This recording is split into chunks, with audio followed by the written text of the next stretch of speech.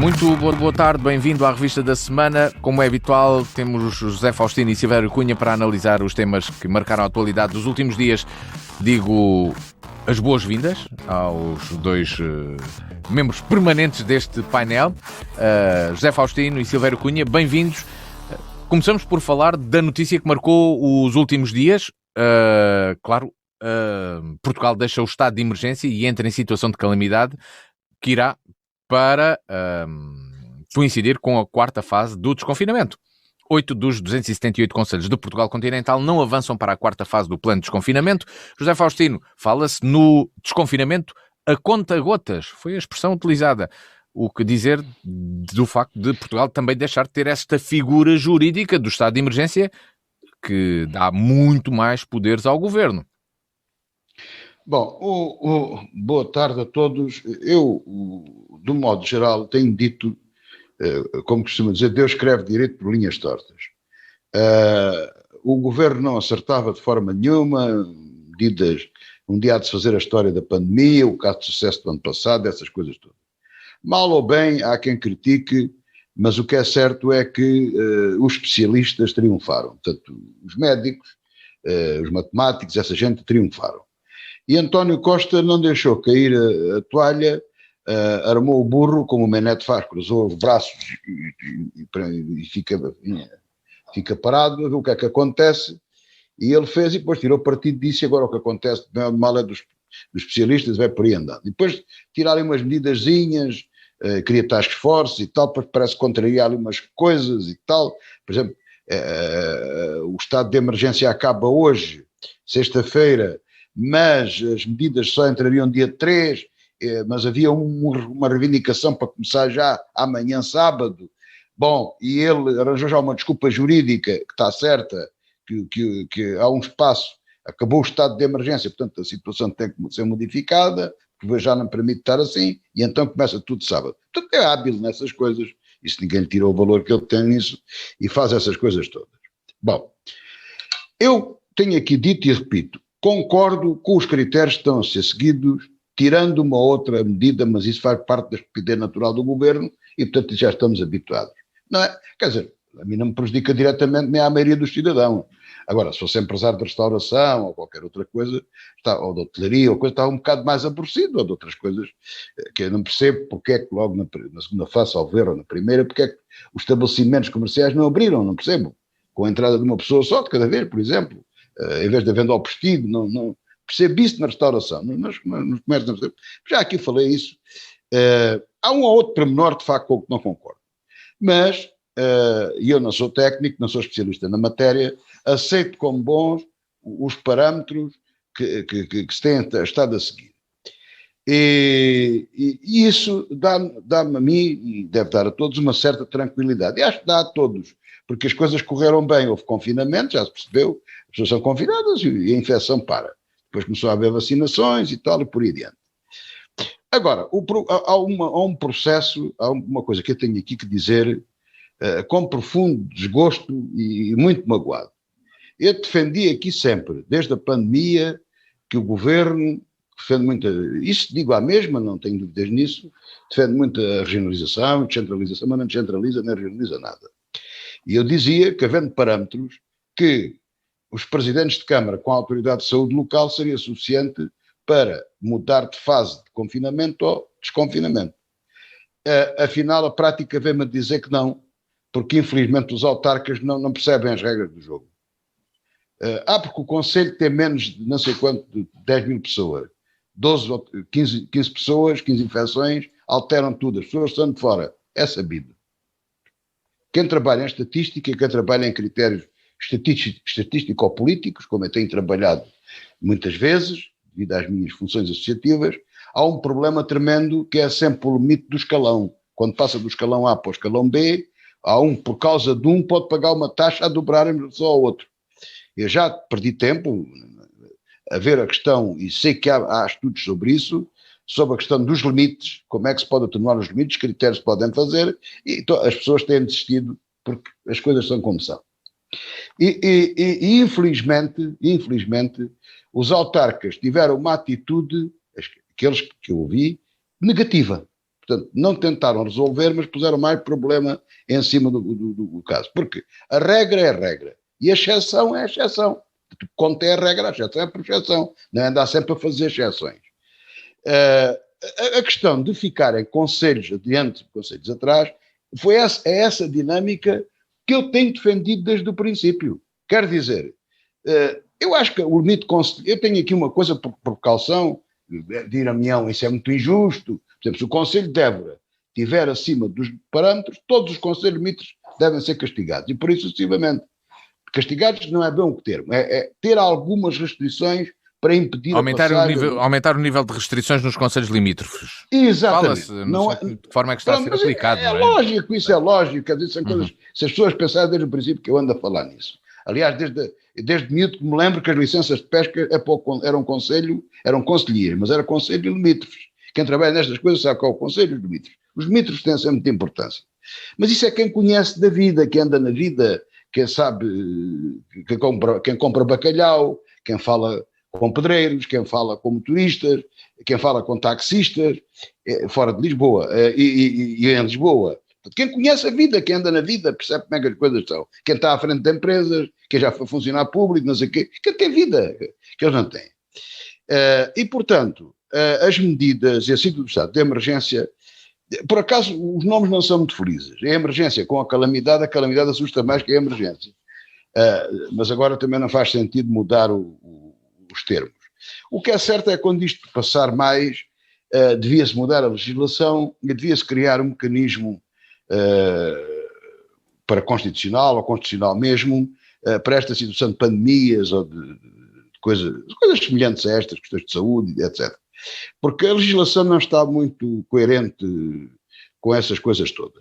Poderemos saber depois se o Estado terá ficado com poderes a mais para lidar com a situação, com a possibilidade de ter poder a mais. Não, o Estado, vamos lá, o Estado numa situação concluir, destas, então... o Estado, isto também nos serve de experiência. E isto não é má vontade da minha parte. Não é? Por exemplo, eu ontem vi um indivíduo foi multado em 2.000 euros por uma funcionária servir um café em Chávena.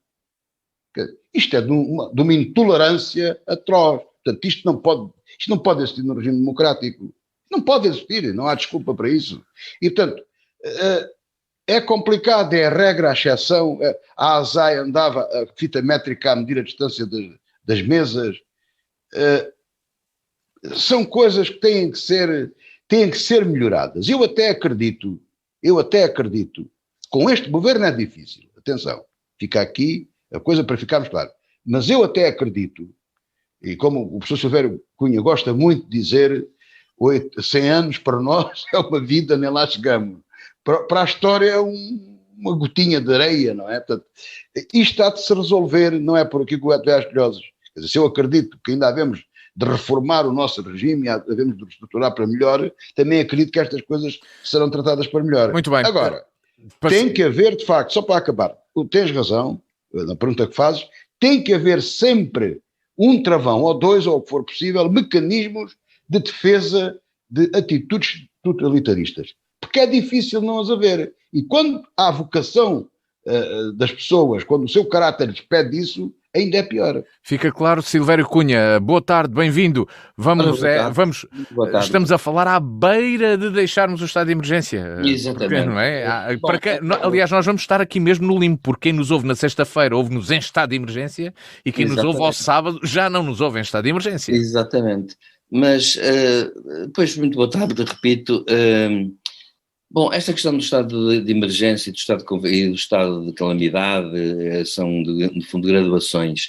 Realmente era o que devia ter sido feito, digamos assim, desde o princípio, era haver graduações.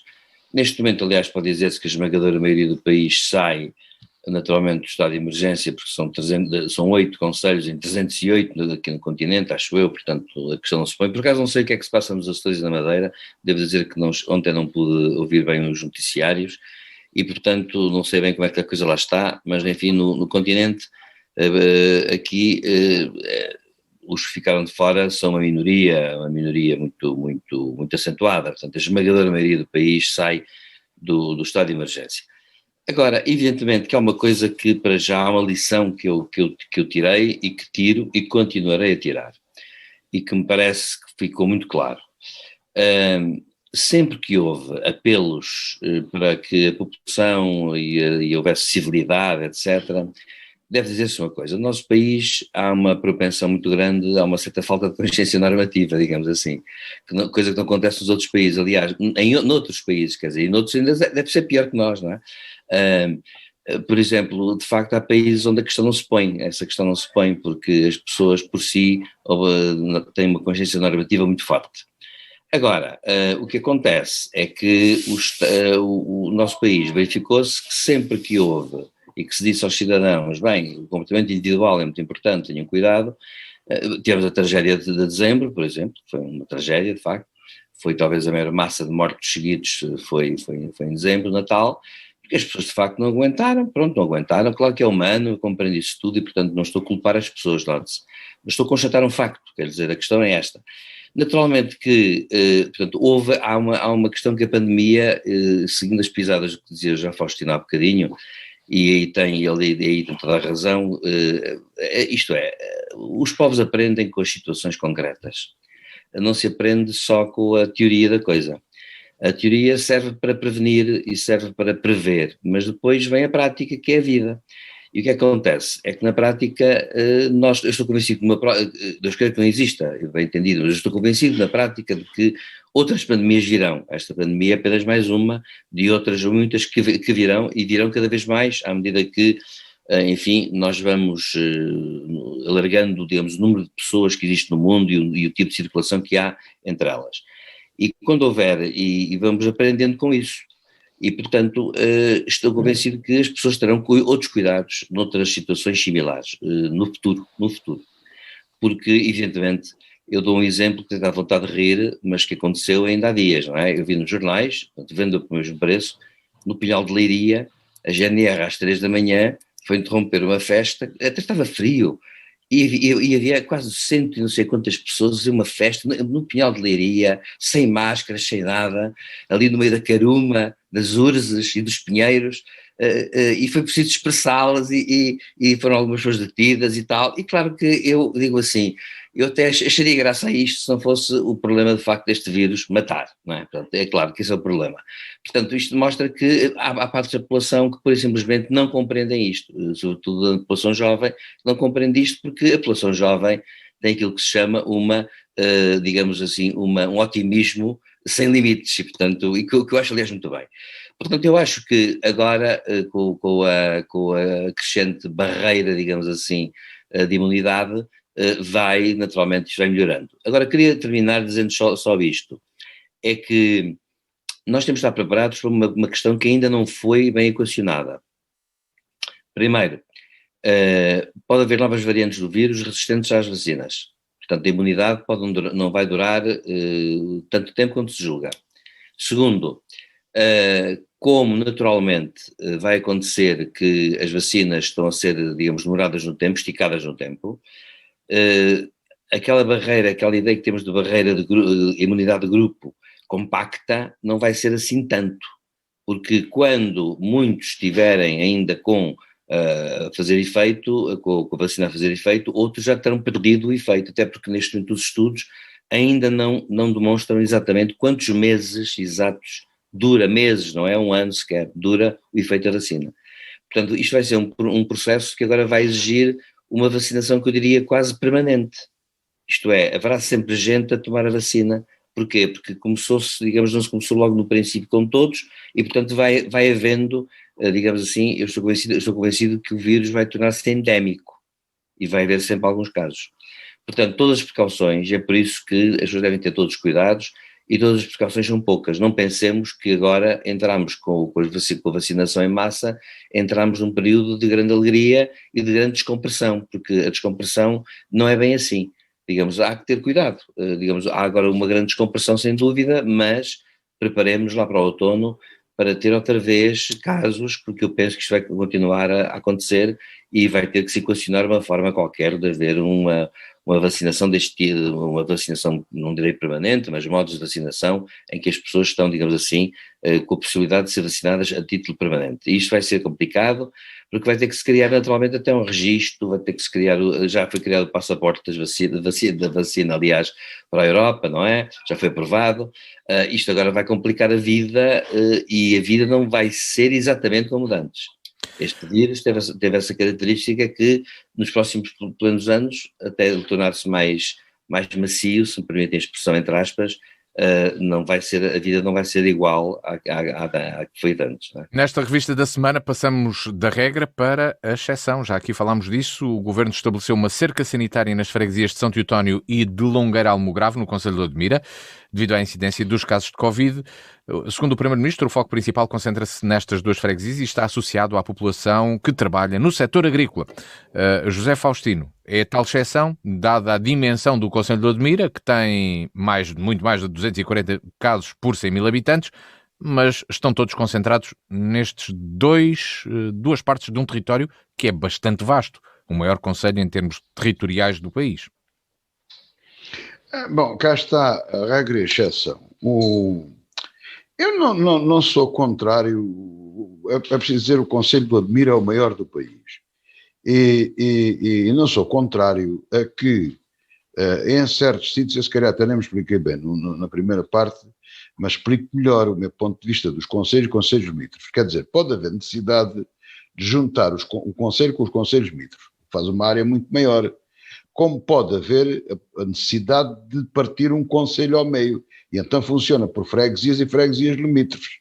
Por exemplo, aqui, pelo meu critério, talvez Santo Teotónio é capaz de fazê-lo com Almograve, mas tinha que entrar outras, não sei, por acaso passei lá a férias do ano passado, nesta zona, mas não sei exatamente como é que se comporta isso.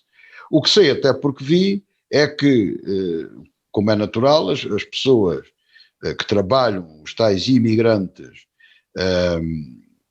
fazem o que é normal nessas circunstâncias, vão do seu local de residência para o local de trabalho, que nem sempre coincide com todos, não é? Portanto, a pessoa apanha um transporte da empresa, ou das empresas, que os leva e os deixa ao pé das explorações agrícolas, para onde vão. E à noite, ou quando acaba o trabalho, faz-se o sentido inverso. Portanto, temos aqui situações de risco muito grandes. A primeira, e que talvez seja a menos perigosa, é o próprio local de trabalho, que na agricultura não andam propriamente juntos, embora se juntem, e é difícil trabalhar com máscara, para as pessoas respirarem e tudo isso, mas apesar de tudo talvez seja o sítio menos perigoso. Depois, temos o transporte, que antes era feito em caixa aberta, hoje é feito em autocarros, carros já fechados, o que piora, mesmo com máscara, piora a questão do contágio. E depois o alojamento deles próprios, eles são imigrantes e vivem coletivamente, com certeza com os índices, enquanto uma casa suporta uma família de 4 ou 5 pessoas, eles aproveitam e metem lá 10 ou coisa do género, dormem 2 ou 3 em cada quarto, se calhar com beliche, etc, etc. E há, portanto, ali uma promiscuidade a nível viral, digamos assim, e portanto é transmissível. Mas isso é a vida, é normal, e por isso é que eu defendo que, e estou de acordo, que se façam as chamadas cercas sanitárias ou não, que haja exceções em determinadas zonas. Numa zona de uma maneira, noutra zona de outra maneira. Portanto, é esta a dinâmica do confina-desconfina, da luta contra o vírus. Portanto, outra coisa que o Primeiro-Ministro falou, com a qual eu concordo, parece-me razoável, a partir de agora, fazer estas correções semana a semana. Em vez de ser de 15 em 15 dias, de semana a semana. Isto, como costuma dizer, onde o burro cai é que ele tem que se levantar. Portanto, se os índices baixam, abre. Se levantam, fecha. Portanto, isto tem que ser muito dinâmico. Eu sei que não é fácil para a vida das pessoas. Sei que uma pessoa que tem um restaurante aberto, com uma perspectiva de servir, por exemplo, 10 ou 15 almoços ou jantares, e de repente é fechado, além do prejuízo, vai-se danificar tudo aquilo que ele tem lá os bens de consumo vão-se estragar. Portanto, não, há todos este tipo de problema, mas para isso mesmo é que se inventaram os seguros, é que se inventaram os estados sociais, e tanto quanto julgo saber, isto é um Estado mais para o socialismo. Portanto, o Estado continua a dizer que tem que ajudar estas pessoas. Claro que não ajuda. Está preocupado é com o déficit sempre. Bem, já vamos ouvir o... já cá temos a Faustina outra vez. Mais para a frente, se calhar foi aquilo, qualquer coisa, isto é o meu. A internet prega-nos destas partidas. Nada como nós dizemos na nossa vida, nada como a fiabilidade do FM. Pois, isso é sempre melhor. Silvério Cunha. Isto, assim, já tinha acabado. Silvério Cunha, o termo deve ser mais cordão sanitário, porque cerca está mais relacionado, não é, com a... Eu falei em cerca, mas o termo mais adequado é o cordão, não é? O que há a fazer, antes de mais, é também fazer o seguinte, eu ouvi dizer, eu ouvi uma notícia num jornal que dizia que estas pessoas também não estavam a contar para as estatísticas nem para processos de vacinação. A primeira coisa a fazer era vacinar essa gente toda. É a primeira coisa a fazer. Portanto, para evitar riscos para eles e riscos para os outros. Portanto, era a coisa que se devia ter feito de imediato.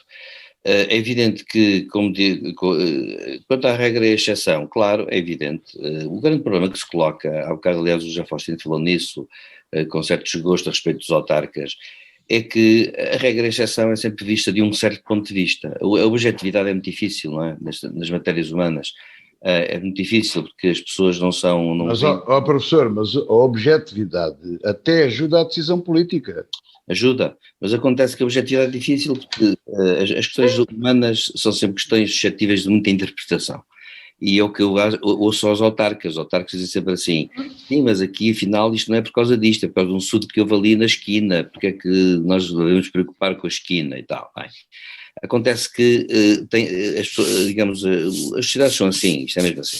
Portanto, o que há a fazer aqui neste caso era, para já, vacinar toda essa gente que está em situação de risco, para que não ponham os outros em risco, nem se ponham eles mesmos. Primeiro ponto. Segundo ponto, de facto eu concordo que tem que haver depois aqui uma certa dinâmica que é verificar o que é que se passa em cada momento. E tem que haver a ajuda respectiva, não é? Que é difícil e que não tem existido. E acontece que essa perspectiva tem que ser posta em prática de uma forma muito eficiente. Aquilo que mais me tem impressionado em Portugal a este respeito é que tem havido muita burocracia, de facto. A burocracia é um mal que nós sofremos. Embora eu pense que é um bocado generalizado na Europa também, porque está acontecendo em outros países um bocado a mesma coisa. Há muita burocracia, há muita papelada, aí o tempo corre, aqui o tempo corre, e para efeitos importantes o tempo escorre, se me permitem jogar com as palavras, não é? E portanto o que acontece é que de facto, no caso destes, a questão de Odmira tem que ser tratada de uma forma expedita e rápida e ponto final parágrafo. Claro que os imigrantes, como todos os imigrantes, como os nossos primeiros imigrantes em França faziam, vivem em condições que não são as melhores, porque a ânsia deles é ganhar o mais possível, e não ganham bem, diga-se passagem, ganhar o mais possível para depois voltar às suas terras e famílias com o máximo de dinheiro possível e, portanto, evidentemente sacrificam o imediato, digamos assim, em favor de um futuro que eles almejam. Ora, acontece que, de facto, realmente isso não é bom num estado de pandemia como nós nos encontramos. Portanto, neste momento tem que haver medidas suplementares que permitam que as pessoas, enfim, vivam pelo menos também com alguma dignidade, por um lado, mas por outro lado, sendo naturalmente, respeitando a sua liberdade individual, não representem o perigo que de facto está a acontecer, aliás, e que se está a ver o que está a acontecer na Índia. A Índia, que era uma bomba relógio para explodir, agora explodiu mesmo, porque de facto é uma loucura completa naquele país o que está a acontecer, é uma coisa de facto inenarrável, não é? São milhares de mortos por dia, não é? Embora sejam 1.400 milhões, é verdade. Mas por isso mesmo é que eu termino dizendo que tem que haver, portanto, medidas que depois tomem em conta de facto realmente do que é exceção e o que não é exceção. Uma pequena nota, só para terminar. Há pouco já Faustino falava bem, daqueles 2.000 euros, também ouvi essa notícia, claro que é um exagero. São medidas tomadas, mas reparem que estas medidas são geralmente tomadas pelas autoridades, digamos, que estão naquele momento. E a tendência qual é a tendência geralmente das autoridades? É na falta de razoabilidade, porque aqui há um conceito que devia imperar, que é a razoabilidade e não a racionalidade, é a razoabilidade. Na falta de razoabilidade, o que é que sucede? Sucede que as pessoas são literais, aplicam a lei literalmente, dura lex, sed lex, como se costuma dizer, ou seja, aplicam a lei na sua versão mais literal, mais dura, e acontece que, porquê? Porque não querem, obviamente, ser responsabilizadas no futuro por nada, e portanto não querem saber, e não há razoabilidade que valha. E por conseguinte, isso geralmente vem de autoridades até muito menores, muito subalternas, que estão no terreno, e falta-lhes o quê? Falta, no fundo, formação às pessoas. O que eu iria dizer é que nestas coisas também, uma dos ensinamentos, uma das lições do Covid, é que as autoridades também têm que, no terreno, quem está no terreno, tem que começar a ter mais formação a esse nível, saber o que se pode fazer, o que se deve fazer, o que é imperativo fazer e aquilo que pode não se fazer. Porque às vezes, porque as normas que existem permitem, obviamente, as exceções. É preciso ter critério para as aplicar. E acontece que às vezes o critério é falta de critério.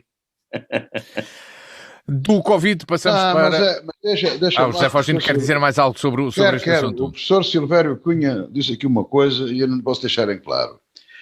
Não é tão inocente como isso. Eu não culpo os agentes. Um ou outro tem culpa, é a minoria. Eles recebem ordens para agir assim.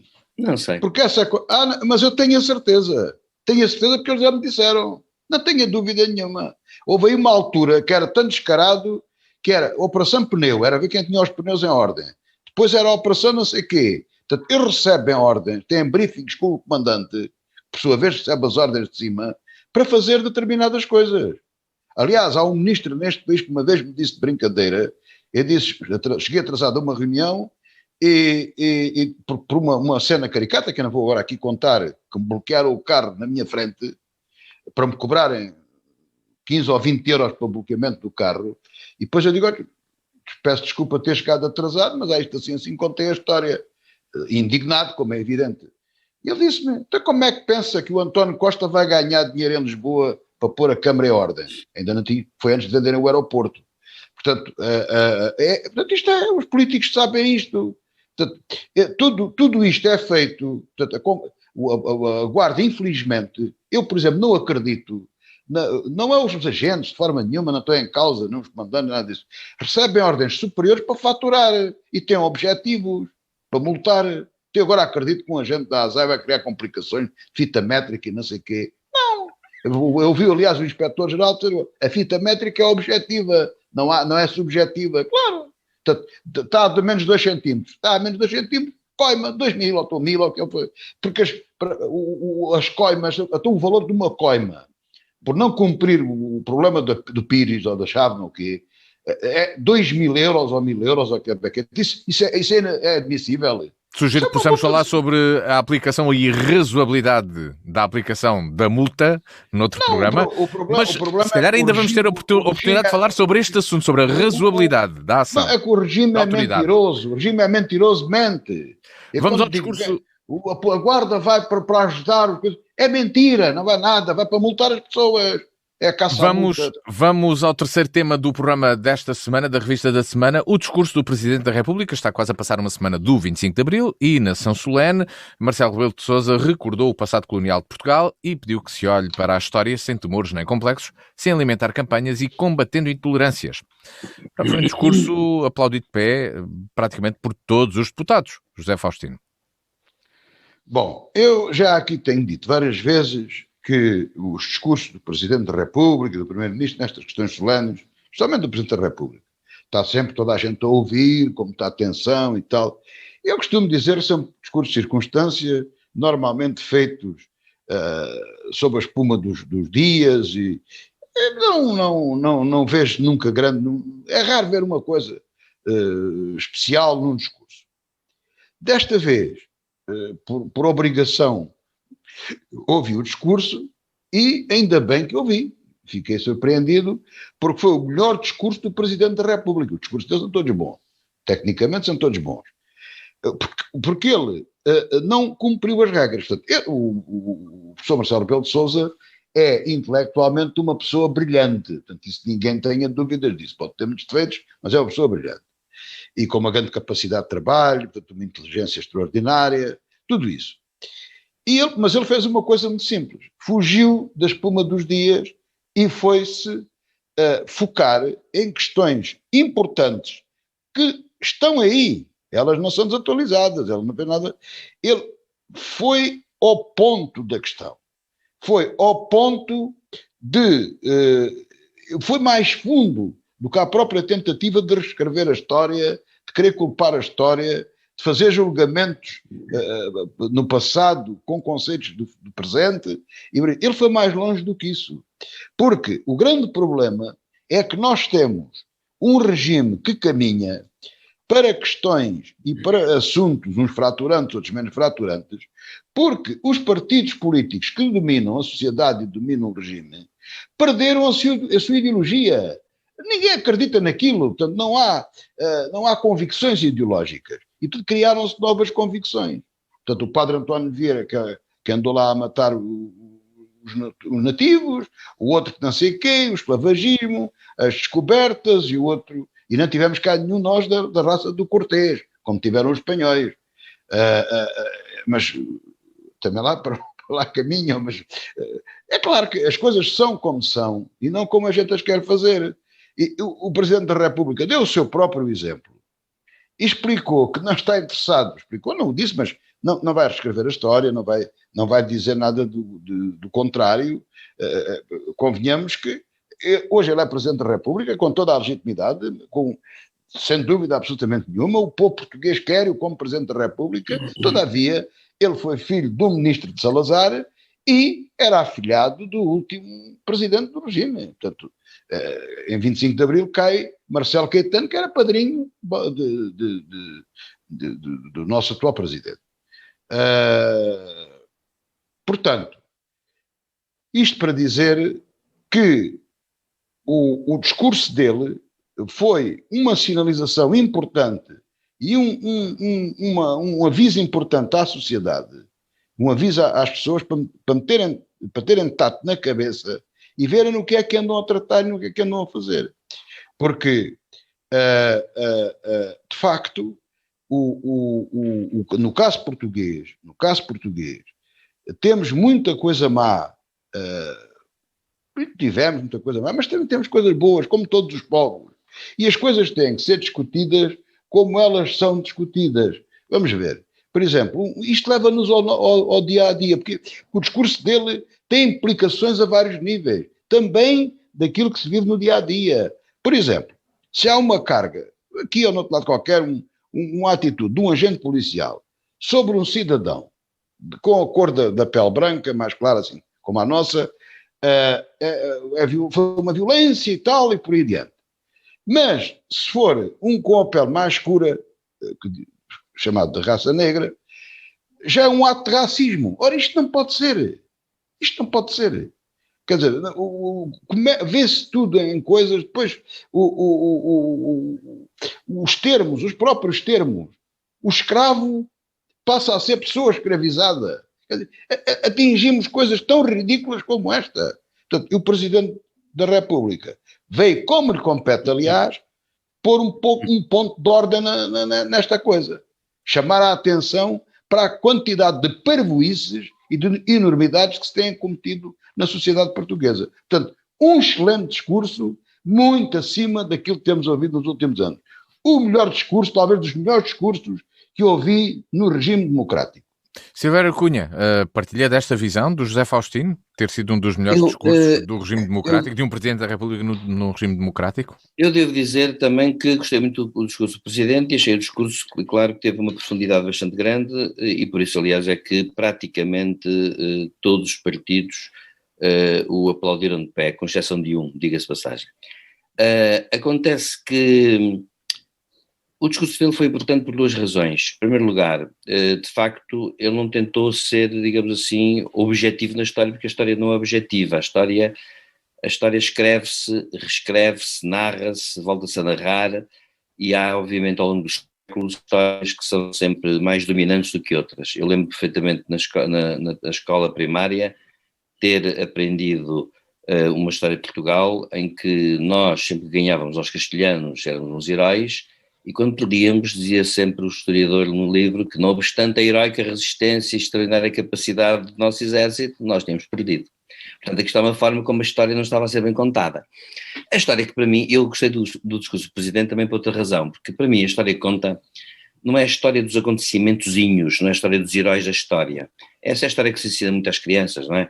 E que nós ensinamos muito e que nós temos tendência para acreditar nela. Para mim a história importante é a história estrutural, aquela história que efetivamente ultrapassa os homens e, portanto, vai, digamos, para as questões de fundo. E aqui é que o discurso do Presidente é importante. Porquê? Porque ele veio mostrar uma coisa, veio mostrar que, evidentemente, há momentos na história que são momentos, a história é feita de tragédias, como toda a gente sabe. Aliás, o próprio filósofo Nietzsche dizia com uma certa graça, ele não dizia com graça, eu é que estou a dizer que tiro graça daí. Numa das suas obras ele diz assim: já repararam que para a história só fica ao nível de homens como sendo importantes os grandes criminosos ou os grandes heróis? O bom pai de família, honrado trabalhador, etc., não fica para a história. É reconhecido pelos filhos, pelos netos, na melhor das hipóteses, e bisnetos, vá lá, vá lá. E estava ele a falar do século XIX, não é? E hoje também é a mesma coisa. Portanto, apesar dos filmes e de todas as fotografias, fica sempre assim. Portanto, é evidente que é que sucede. É que o discurso do Presidente teve a grande virtude de dizer assim: no fundo, houve erros objetivos que nós podemos considerar como erros, na medida em que, na época, já havia quem considerasse isso como erros. Eu dou um exemplo que é um exemplo clássico. O filósofo iluminista Voltaire, aí por meados do século XVIII, um dia protestou. Era habitual, quando se executava uma pessoa, primeiro torturá-la barbaramente, era a questão da vingança. E então ele protestou contra a tortura de um homem vulgar que ia ser executado. E acontece que perguntaram-lhe porque é que ele estava a protestar contra a tortura de um só homem. E ele respondeu: porque sou homem. Ora bem, se eu medir a sociedade francesa pela bitola de Voltaire, eu diria assim: então, todos aqueles que não pensavam como ele eram os criminosos, porque temos uma pessoa que se antecipou no tempo.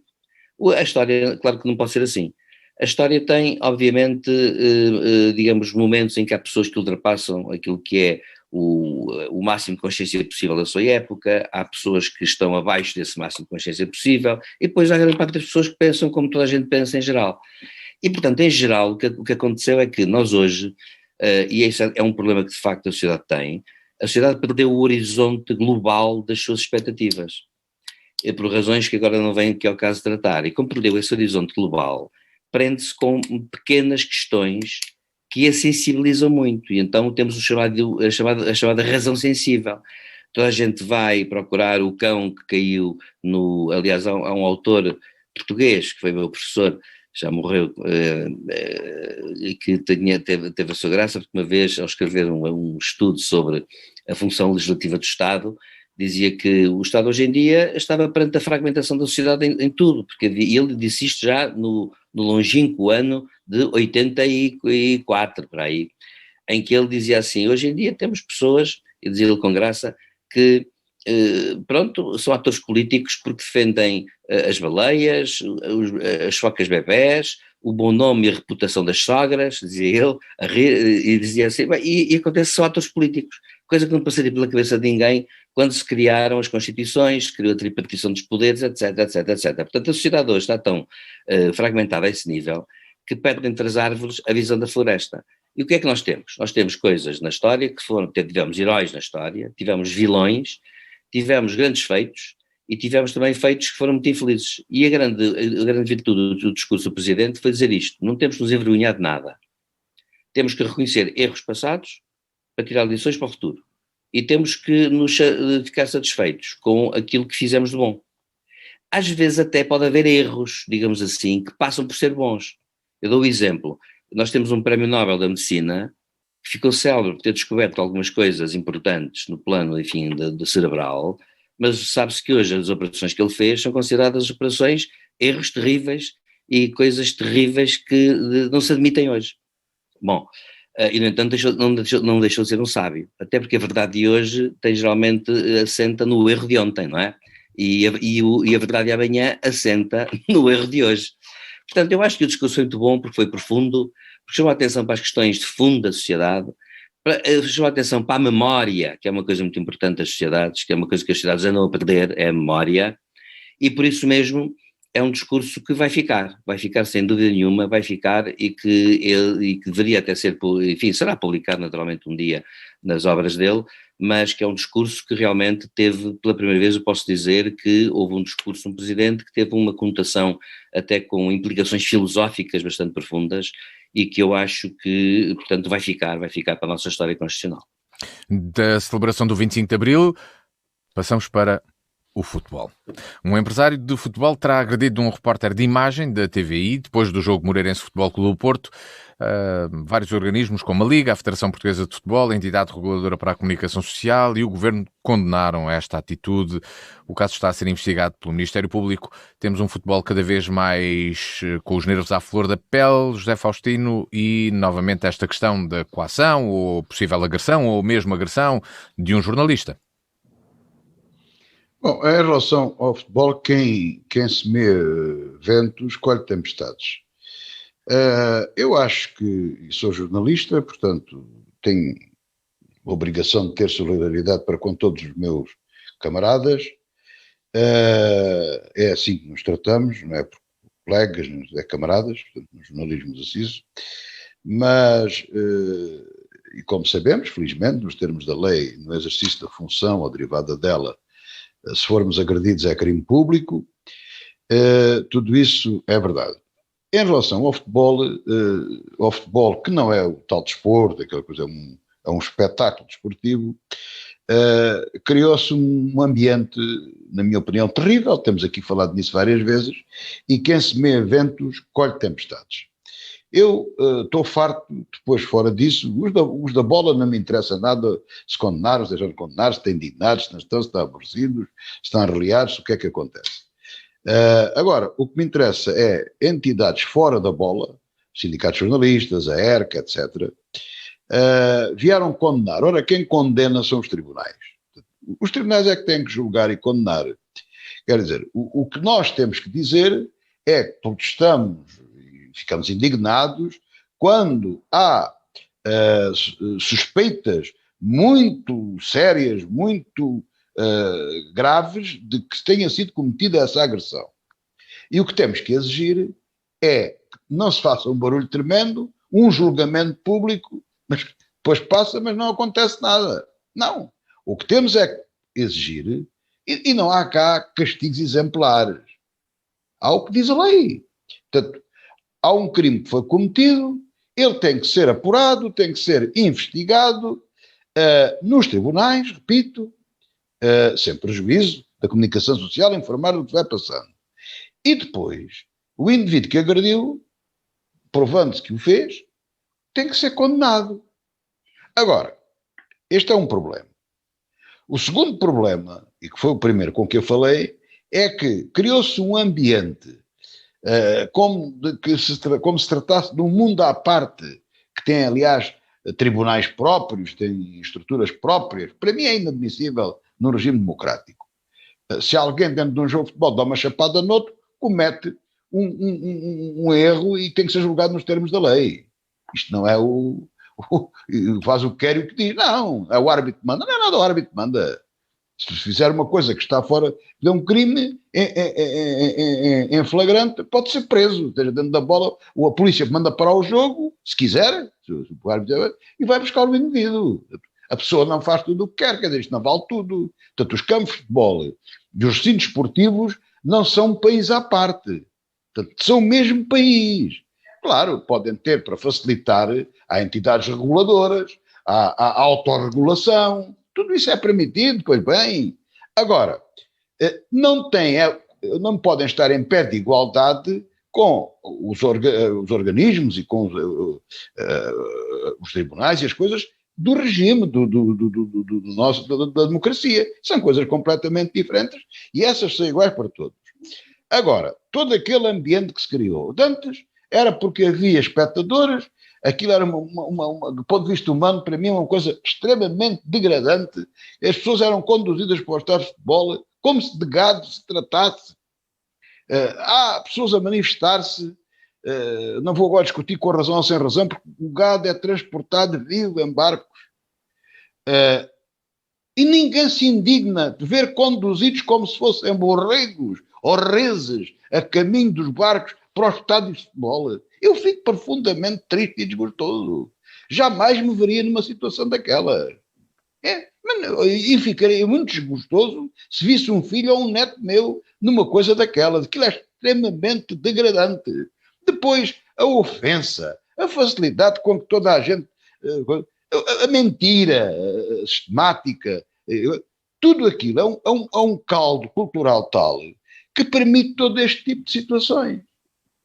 Este tipo de situações. E, aliás, nunca se percebe bem, por exemplo, neste caso, diz o operador estava a filmar onde não podia lá estar a filmar. Isto nunca fica claro se é correto, se não é correto. Os donos da bola não mandam nos sítios onde se filma, onde o jornalista anda onde quiser livremente. Claro, não vai aos balneários, não vai à casa disto nem daquilo, não. Vai dentro dos espaços públicos que estão perfeitamente definidos e onde pode andar fazer o seu trabalho. Mas isto nunca é definido, isto fica sempre numa situação. Depois, já sabemos, há jornalistas que entram, outros que não entram, depende do órgão, há primeiras e há segundas. Tudo isto o nosso regime tem permitido. Claro, na América do Sul, onde coisas mais, felizmente, já não é tanto assim, mas já houve casos até de árbitros que puxarem pistolas para conseguir pôr ordem na tropa e coisas do género, não é? Portanto, já houve uma guerra entre dois países do futebol nos anos 60. Certo, e houve um presidente, o Mobutu, disse se perderem, são presos não sei quantos dias, quando regressarem. Portanto, há várias coisas.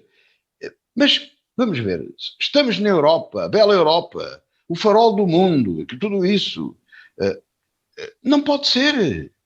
Isso não pode ser. Quer dizer, o que eu já sei que vai acontecer é que, como é costume, isto vai ser interpretado, os que são do Porto contra os do Porto. E isto anda por aqui. Portanto, a condenação varia e as opiniões variam, mesmo na comunicação social, infelizmente, em função ser ou não ser, ou ser a favor do Futebol Clube do Porto. Depois há os outros mais radicais, talvez mais casburros, como eu, que diz, não, o que interessa é saber o que é que aconteceu ao nosso colega, se foi assim ou se não foi assim. E se foi, a pessoa tem que ser condenada. Eu quero lá saber que lhe tirem a carta desportiva ou que lhe tirem a carta desportiva.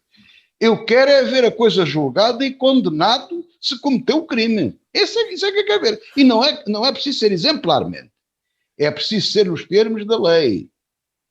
Silvério Cunha, como é que analisa este caso? Mas, este caso concreto é mais um episódio entre muitas violências, não é? Que tem havido, e parece que as pessoas, parece que no futebol perdem um bocado a cabeça.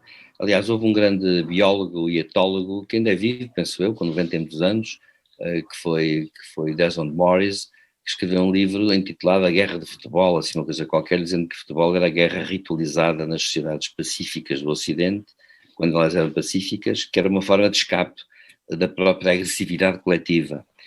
Bom, acontece que o futebol, de facto, levanta paixões incríveis e é muito manicaísta.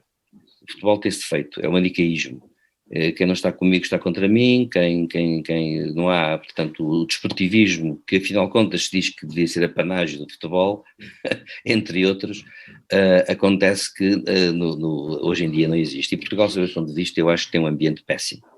Os dirigentes esportivos, há de reparar numa coisa, eu não sou um fanático de futebol, mas gosto de ver um bom jogo.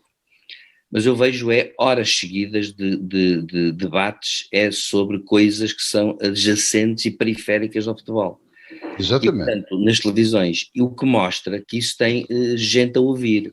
E se tem gente a ouvir, é sinal que as pessoas andam já a não apreciar um bom jogo, andam a apreciar a guerra que há entre os clubes, a guerra que há entre os dirigentes, os casos que há deste, os casos que há daquele, para aqui e para lá. E a coisa nas redes sociais espuma-se de raiva, condena-se à morte e faz-se tudo e estraçalha-se uma pessoa toda por esta ou aquela razão. E acontece que isto mostra que o ambiente de facto é mau. E o futebol, para mim, portanto, deixou de ser um sítio recomendável. Hoje até é perigoso levar um filho, uma criança ao futebol. Começou a ser perigoso. Começou francamente a ser perigoso. E eu conheço gente que não leva os filhos ao futebol e nem vai ao futebol tantas vezes. E eu lembro-me, quando era miúdo, em Aveiro, o clube era ao Beira-Mar, e eu ainda tive a oportunidade de ver alguns, marcou-me o primeiro jogo de futebol que eu vi quando criança, o Beira-Mar Boa Vista, na segunda divisão, e acontece que lembro-me do Beira-Mar passar à primeira divisão e eu assistir ao jogo, e nessa altura não havia os problemas, e tínhamos de estar sentados ali em coisas péssimas, naquelas coisas de cimento, naquelas cadeiras de cimento para as pessoas estarem sentadas, tinha que estar assim sentado, não havia a proteção que há hoje, até inclusivamente, havia muito menos polícia e tudo isso, e havia, no entanto, insultos para o árbitro também e para os jogadores, mas a verdade é esta, é que havia muito menos perigosidade. E, portanto, acontece que algo de facto mostra que, apesar de todo o high-tech do futebol, algo mostra que o futebol está doente, ou os seus dirigentes desportivos, ou a estrutura desportiva está doente. Na revista da semana vamos falar de justiça. E este é um daqueles temas que daria para estarmos mais uma hora a conversar. Não vamos ter tempo para isso, mas vamos lá. À primeira análise sobre as linhas orientadoras para uma estratégia nacional contra a corrupção, que foram apresentadas pelo Governo, um projeto que se segue agora para o Parlamento e inclui matérias como a proteção de denunciantes, a possibilidade de acordos judiciais, também outras medidas de prevenção da corrupção. E a acrescentar a isto, ainda podíamos falar sobre outras propostas legislativas, nomeadamente o enriquecimento ilícito. Bem, mas temos de ir por partes. José Faustino, porque não vamos ter tempo para falar de tudo. Vamos lá, estas ideias, se calhar, iniciais sobre a proteção de denunciantes e a possibilidade de acordos judiciais, que é agora apresentada pelo Governo. Bom, eu falo de dois assuntos importantes. A principal, eu já tenho dito isto várias vezes e não me calarei, ainda não tocaram no ponto principal. A corrupção, a fonte da corrupção é a má legislação. É a legislação que penaliza um indivíduo que está a servir um café em Chávena em 2.000 euros. Isto é a porta para a corrupção. Porque o agente, se não for firme, ou outro agente qualquer, rasga a multa por pagamento de 500 euros. O empresário ganhou 1.500 euros. Multas de 2.000 euros por beber em Chávena. Isto é o primeiro ponto para a corrupção. Tenham a santa paciência. 15 licenças para abrir uma unidade industrial, ali no Parque Industrial. Isto é o primeiro caminho para a corrupção. Eu até só me admiro é de não haver tantos corruptos. Eu acho que Portugal são meninos do couro. Aliás, eu não tenho uma impressão tão má, não digo que a pessoa tenha por causa do vírus, acho que se pôs má fama nos portugueses. Eles não se cumpriram tão mal como isso, e são mesmo exceções de exceções, e vi bem que a rapaziada se comportou bem, e andámos todos aqui certinhos. E o doutor Costa esfregou as mãos, disse, pá, isto um dia que amando mesmo como eu gosto, isto vai ser uma maravilha. Mas o que é certo é que, em relação a esta situação, de facto, com as leis que temos, eu acho que é uma sorte. E isto leva-nos a acreditar em Deus. Para as pessoas que não têm fé, leva-nos a acreditar em Deus. Como é que é possível, com uma legislação desta, com uma regulamentação destas, que não haja 80% dos portugueses não sejam corruptos? Mas não são. Felizmente não são. É espantoso, é extraordinário. É extraordinário. Eu conheço casos de brincadeira, eu passei pessoalmente, eu estou zangado com pessoas e outros amigos meus, porque não facilitei a entrada em determinado recinto onde podia ter facilitado aqui há não sei quantos anos. Porque essas pessoas queriam privilégios de entrada, queriam facilidades aqui. Eu não a dei. Também não sou santo. Também sou capaz. Mas as pessoas têm apesar de tudo, são muito boas pessoas, são bons cidadãos na sua maioria. Porque a lei é perniciosa para a corrupção. Empurra para a corrupção. Empurra. Depois outra coisa que eu fico piurso, como dizia o António Silva, que é pior que urso. Fico usando o tom dele, fico desincronizado. Fico desincronizado. Que é a denúncia. Isto tem que acabar. A denúncia tem que ser retirada da nossa cultura. A denúncia era a chave do antigo regime. E da Inquisição. E da Inquisição. A denúncia, e para mais anónima, isto é das coisas mais baixas, mais imorais, mais repugnantes que o ser humano pode fazer. Um ser denunciar outro, seja em circunstâncias for, é uma coisa que tem que ser a denúncia, o incentivo à denúncia. Eu fico pasmado, que me desculpem os meus amigos que são militantes do Partido Comunista, mas eu tenho que dizer isto. E sabem que sou muito crítico do Partido Comunista, mas tenho respeito pelo Partido Comunista. Eu vejo pessoas do Partido Comunista dizerem, portanto comunistas ideologicamente, a apelar à denúncia. Quando eles foram, eles não, mas os outros mais velhos, vítimas tremendas da denúncia no antigo regime. Houve inocentes que foram denunciados porque eram comunistas. Denunciados à PIDE. E não eram anónimos. A denúncia anónima no antigo regime era uma exceção, não era a regra. Agora passou a ser a regra. Portanto, sobre denúncia estamos falados. Eu, se estou prejudicado, se o meu vizinho me vem tirar uma galinha, eu vou à polícia queixar-me do meu vizinho. Não vou denunciar. Vou-me queixar. Se estou prejudicado, queixo-me. Se há um problema grave, que não coletivo, público, eu vou-me queixar às autoridades que estamos a ser prejudicados como cidadão. Não vou denunciar nada. Eu denuncio politicamente. Denunciar é baixo, é repugnante, é mau, é um pecado. Denunciar é o pior que pode haver. O meu pai dizia, quem denuncia também mata. E eu subscrevo isso. Quem é capaz de denunciar é capaz de matar. Portanto, acabemos com isso. Sobre denúncia estamos falados. E depois, vamos falar sobre mais. Enriquecimentos ilícitos, não. A polícia tem que trabalhar, o Ministério Público tem que trabalhar. Tem que descobrir quem é que rouba para ser rico. Portanto, e a pessoa, até prova em contrário, é inocente. E a presunção e a prova, o ónus da prova pertence a quem acusa. À polícia e tudo mais. Proteção como é que é? Dos denunciantes. Zero. Estou convicto de tudo isto. Negociar penas, zero. Absolutamente zero. Não digo que uma lei não diga. Bom, houve uma tentativa, houve uma coisa muito importante, séria e não só para preencher. Houve arrependimento. Notou-se, o juiz pode dizer, um coletivo de juízes, por exemplo, numa coisa séria, dizer, notamos, isso, há depois recursos, etc. Notamos arrependimento. Pode ser uma teatrice, pode ser um farsante, mas o arrependimento, a colaboração, porque às vezes os cidadãos falham, mas o objetivo é recuperá-los. Portanto, isso é uma coisa. Agora, eu meto-me numa vigarice com o Matias. Fazemos aqui umas aldrabices. A coisa dá para o torto e eu denuncio o Matias é preso e afasto assim, brinco com ele.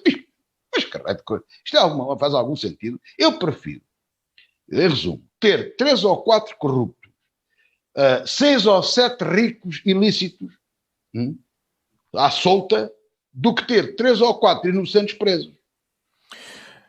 Porque estas coisas são extremamente graves. Estas coisas são extremamente graves. E há coisas... Isto vê-se nos filmes, vê-se aí nas séries americanas, vê-se nessas coisas todas. Histórias muito bem contadas. Essas coisas têm normalmente argumentos muito bem feitos. De coisas que, não sendo crime, têm que ser provadas que não são crimes. Eu não quero isso em Portugal, eu não vou nisso. Não quero. Eu quero ter liberdade de, se quiser, pagar um copo a alguém, fazer uma oferta a alguém se quiser fazer, e que isso não seja entendido no mau sentido. Eu tenho uma atenção com uma pessoa, mesmo que não seja da família, o uso de uma gravata, a oferta de uma gravata, de uma coisa qualquer. Nós caminhamos, temos que caminhar para um mundo urbano, para a civilização tem que se desenvolver, isto não é barbárie. Portanto, eu sou contra estas coisas todas, porque eu já sei uma coisa, que só para acabar, pobres há muitos, classe média muitíssimos mais, e ricos há poucos. E quando estas coisas são para os ricos e para ver os ricos, eu começo logo a tremer, isto é para mim. Estou logo. Eu não quero justificar a ninguém quando compra um carro ou quando deixa de comprar um carro. E o que vai acontecer é isso. Eu não tenho problema nenhum, porque é legal e posso comprar um carro. Mas não tenha. Já me irrita o facto de ter que justificá-lo. Porque há um Maduro qualquer que me denuncia anonimamente. O Faustino comprou um Ferrari. Deus queira que ele tivesse razão para o fazer. E eu, se calhar, tenho que justificar porque é que eu comprei um Ferrari. Claro que se eu comprei, é ter justificação. Mas o facto de justificar já me irrita, já não quero. Portanto, eu já não quero isso. Não quero isto nesta sociedade. Na reta e final... é mau que se caminhe para esta cultura. Portanto, isto é uma questão cultural, porque é o incentivo da inveja, todas essas coisas. Passamos para o Silvério Cunha, para concluirmos o programa neste tema. Silvério Cunha. Eu só diria que o seguinte, há dois princípios fundamentais, que um é o princípio da legalidade e outro o da oportunidade. Nós temos funcionado até hoje, o nosso sistema jurídico, com o princípio da legalidade.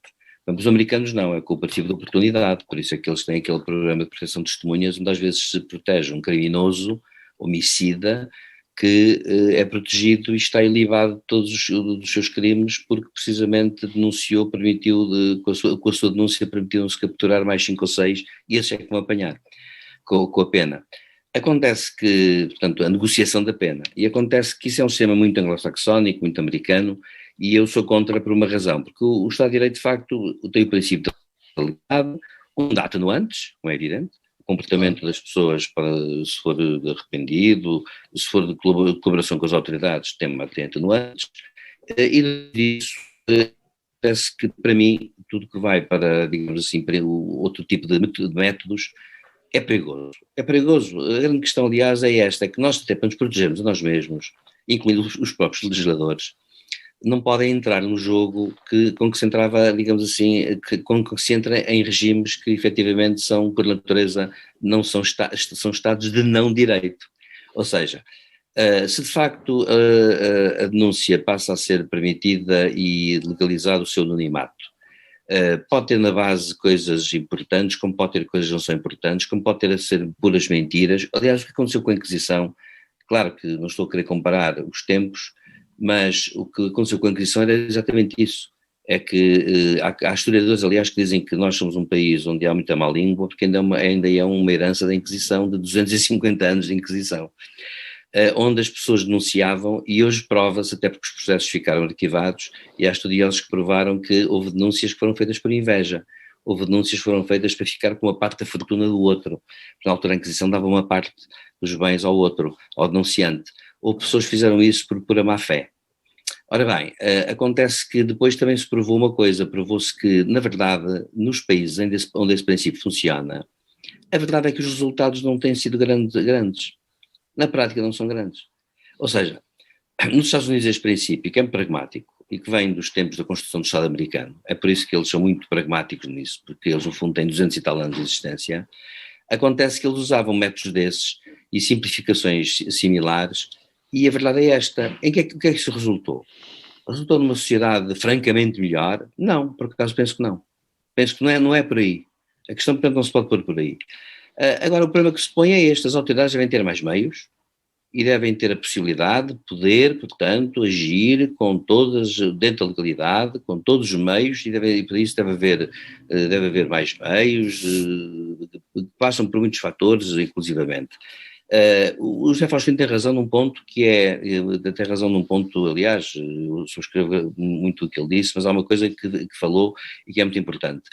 A má legislação gera, obviamente, maus comportamentos e sequelas piores. Essa que com todos os 2.000 euros é verdade, tem razão, é a desproporção.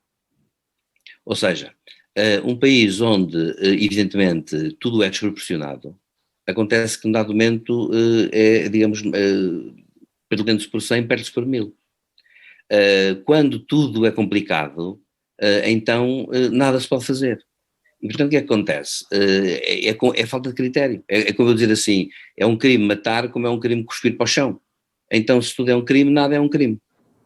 Num dado momento, as pessoas deixam de ter o sentimento até na cultura jurídica, o sentimento daquilo que é lícito e do que é ilícito. E é uma coisa que, obviamente, deve ser ponderada em política legislativa. Isto implicaria um debate mais amplo sobre questões de ordem penal e questões de ordem até que ultrapassam isso, ordem sociológica, cultural, etc. E eu terminaria dizendo o seguinte: há uma coisa que eu não posso deixar de notar. Fala-se muito nisto por causa dos casos que há por aí, que são públicos. Quando, afinal de contas, casos destes sempre houve, a maior ou menor número. É péssimo legislar de forma drástica em cima de casos destes. Porque geralmente legisla-se sob pressão, sem estudos. De facto, vai haver um estudo profundo da sociedade portuguesa, por exemplo, para saber de facto o que é a corrupção, para saber que tipo de corrupção existe, para saber como é que ela funciona, para saber, afinal de contas, uma data de coisas que nós, afinal, não sabemos. Então o que é que se resolve? Resolve-se da maneira mais fácil, que é, assim como se põe 2.000 euros de multa para intimidar, legisla-se em cima do acontecimento, de uma forma drástica, draconiana, e depois vamos ver o que é que vai acontecer, depois se vê. Ora bem, acontece que isto não é forma de legislar, não se legisla na base do depois se vê, e que sob pressão, e outra coisa que está a acontecer é que a legislar sob pressão da chamada opinião pública, que na verdade não existe. O que existe é uma opinião de massas que é dirigida por uma espécie com uma ideia de que meio mundo anda enganado de outro meio, e essa opinião é uma opinião que no fundo tem uma visão pessimista das pessoas, pessimista dos seres humanos, e afinal de contas a verdade é esta, é que os maiores críticos são muitas vezes pessoas que têm os maiores defeitos também, e portanto acontece que deste caldo de cultura não sairá nada de bom. Portanto vamos ver como é que se traduz a legislação, mas enfim, eu até não sei se, enfim, até que ponto é que realmente esta legislação que vai sair não é produto de uma pressa excessiva e portanto do fundo de uma certa irracionalidade legislativa. Ora, daqui a uma semana iremos voltar a falar das notícias que marcaram a atualidade ao longo de 7 dias. E mais do que isso. O encontro está marcado com José Faustino Silvério Cunha, aqui na DNFM, de hoje a uma semana. Até lá.